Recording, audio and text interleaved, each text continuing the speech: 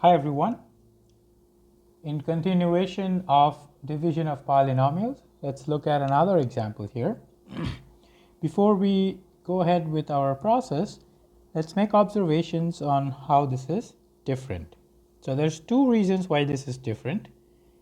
One, this has a degree that is greater than 1, and over here x squared term is missing. Okay. Now, because the process that we follow is sort of positional, in order to avoid making mistakes, whenever you have a term missing, we are going to rewrite that as if saying that it's 0x squared plus 3x minus 5. Okay, so that's just because the process that we have, sort of just like with numbers, there are placeholders. So we want to put this 0x squared here, and then 3x squared minus 2x. From here on, the process remains the same. We look at the highest x term and the highest x term, and we divide them. So 6x4 over 3x squared, that's x squared, and that's 2. So this is a 2x squared. Now we multiply 2x squared with both of these terms. So the first is obviously going to be 6x4 because that was the whole point. And the second is going to be 2x squared times negative 2x, which is negative 4x squared. And then we perform the subtraction, which makes this a minus and makes this a plus. Consequently, these cancel out, and this is 9x cubed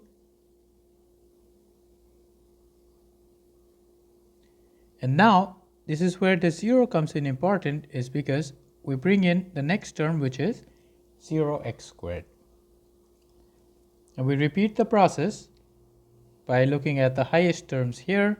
So 9x cubed over 3x squared is a 3x. So this is a plus 3x, which results in 9x cubed, but 3x times negative 2x is negative 6x squared.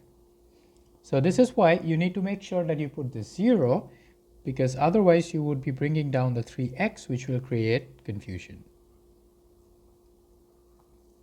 So now we perform the subtraction. This is a minus and this becomes a plus. These cancel out and you're left with 6x squared, and you can bring down the 3x now. Once again, comparing the first terms, this is 6x squared over 3x squared, which is 2. So this must be 2 to get 6x squared. 2 times negative 2x is negative 4x. Subtract, becomes a plus. Cancel, 7x, bring this down, negative 5, and we stop here. Okay, now why do we stop? We stop because this is a 3x squared and this is a 7x. So there is no way I can get 7x by multiplying a polynomial with 3x squared. So the rule is we stop when the degree of the remainder is less than the degree of the denominator. Right? Basically, what you are dividing by. The degree of this polynomial is 2, and the degree of the remainder so far is 1. So we stop here. Now once you stop here, this means that this whole number, 6x4, 5x cubed, 3x minus 5, can actually be written as 3x squared minus 2x times the quotient, which is 2x squared plus 3x plus 2, plus the remainder, which is 7x minus 5. This, remember, this is the quotient, and this here is the remainder. So it behaves pretty much similar to how it did in case of numbers. So that's an example for when you have a term missing or you have something that's more than degree 1. So nothing changes in terms of the process. It gets a step more, and you just have to be careful if there's a term missing to make sure you add it there as a 0x squared or a 0x or a 0x cubed, depending on what polynomial you are working with.